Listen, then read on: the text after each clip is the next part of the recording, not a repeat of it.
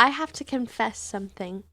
A lot of my videos are fake. If you see a clip, sometimes if the audio sounds a little awkward, especially if it's me dubbed over, I pinky promise you is either I wasn't talking or I didn't like what I said and it made no sense without the context from the last 40 seconds, if it's from my stream. But you know what's not fake? The support I got from y'all in my last video. Thank you so much. And I'm sorry to clarify this, but a lot of my YouTube titles and thumbnails are clickbait, which counts as fake. So apologies to anybody who falls for it. Not really.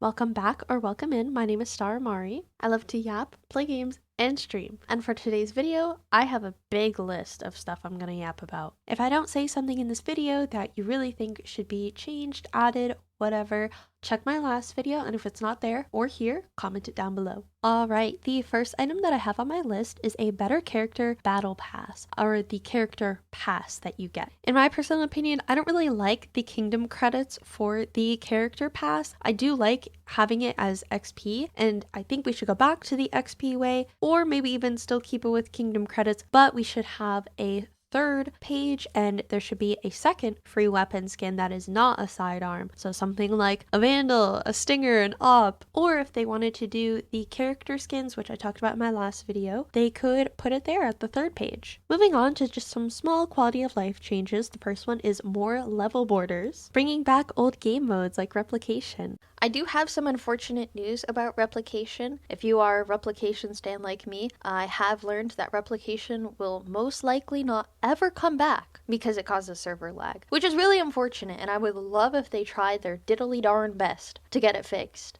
But I can also come to terms with it being gone. It will never truly be gone to me though. And finally, having a casual map queue. What I mean by this is if you queue any mode but competitive, you should have the choice to deselect at least 2 to 3 maps. So if you only want to practice the maps that are currently in the competitive pool, you can deselect the maps that are taken out and just practice. Or if you're like me and you have 2 maps that you really despise and you don't want to play on casually, then you shouldn't have to. My bias might be showing. It's okay. But hey, this video is all about my opinions. Popular opinion, bring back the snowball game mode. And also maybe add other seasonal game modes. Like for the winter, we could have the snowball game. And for summer, maybe there could be some sort of like water gun fight. Something to do with breeze, maybe even. Other game mode ideas that aren't seasonal, but I would really like to see would maybe be competitive swift play, or 2v2s, or even 1v1s, like a whole 1v1 mode where you could 1v1 people that you're queued with, or just random people that are around your rank level. Some people have suggested like a community game maker, like how CSGO had with CS Serve, or how Fortnite has. The only thing I want to say is please do not make me feel like I loaded up Roblox.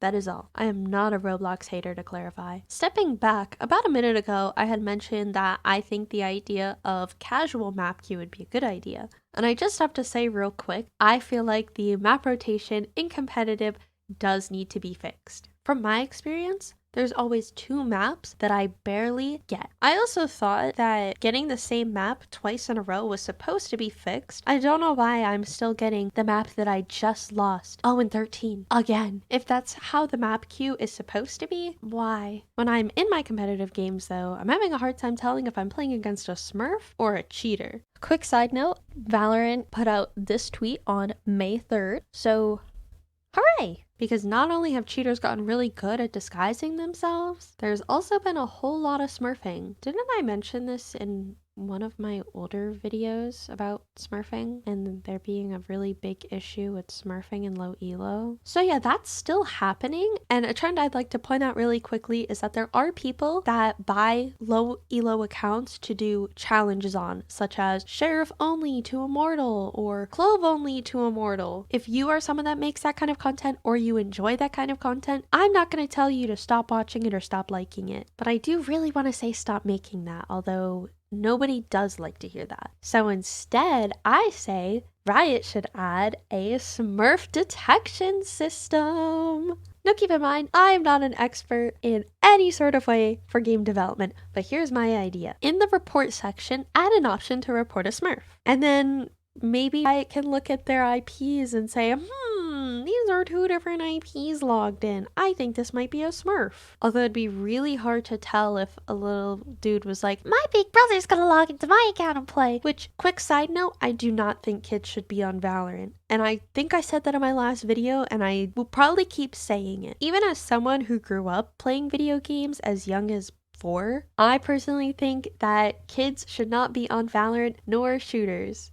And I will say mainly just FPS games, because I feel like FPS games tend to have the most toxic communities. I really do not need to hear another 8-year-old say a slur. And no, I do not count Fortnite in this argument, even though Fortnite is a third person, but whatever. But hey, I'm no parent. Getting back to my main point, I'm sure Riot has a way to detect smurfing, and that little report button that could be added would probably help. The only thing though is they can't really control outside account sales, which is usually how the smurfing starts. My last suggestion for rank changes is to add new ranked rewards, and it's honestly something that I see a lot of people asking for too, so I know it's not just me, and I really don't think it should just be me. Some suggestions I have are a spray, which doesn't have to be the rank logo itself. It could be the neon with the butterfly knife, but instead it could be Jet, or a character like Tactibear. There could even be a player card, or a title, or even a skin. I have been mentioning giving out more free skins a lot in this video, and that's because I personally think that if there's more free rewards, especially something as valuable as a skin, it could feel a lot more rewarding to play, and people might just want to sit and grind more. There's also so many creative people out there that post their ideas on Twitter, on Instagram, on TikTok, any social media, even YouTube, and I'm sure at least someone's already drawn up some cool concept art. I just totally lied to y'all. There's 2 more very small things about competitive that I would like to see changed. The first one, I have no clue how it could be changed. I think it just has to do with the community changing it. There's not too much or really anything that Riot themselves can do, and that is boosting.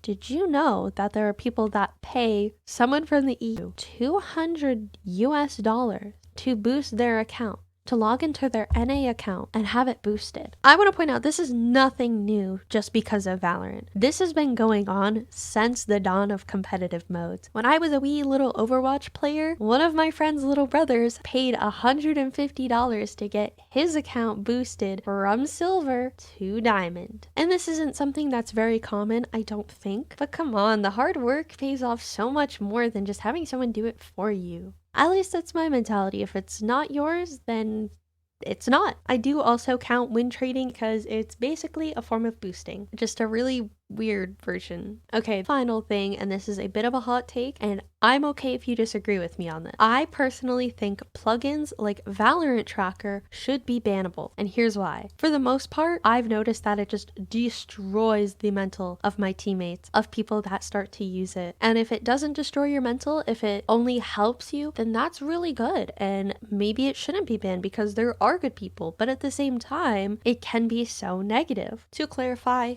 just the plugin itself, not the website, because the website can actually be really cool and helpful. And sure, at the beginning of the game, people can copy and paste their teammates' usernames and look it up on Val Tracker if the plugin is banned, but that could just be extra work that they don't want to do, and maybe it'll help them have a better mental in their game and play better. Like I said, if you disagree with this, totally fine. Everybody has a different opinion on Val Tracker. My last 2 suggestions for Valorant is, why don't we have a new shop altogether? Actually designed one. So this is my shop idea. You have 3 bundles. Gag! So the first bundle is the new bundle. For example, right now it's, I think, minima. For the second and third, they can either be 2 returning bundles, so Oni 1 and Oni 2, or it could be 1 returning and 1 VCT. And would you look at that, there's 3 rows. If you're wondering why there's a lot of 3s, I don't know, I like the number 3. In these 3 rows, they all contain buyable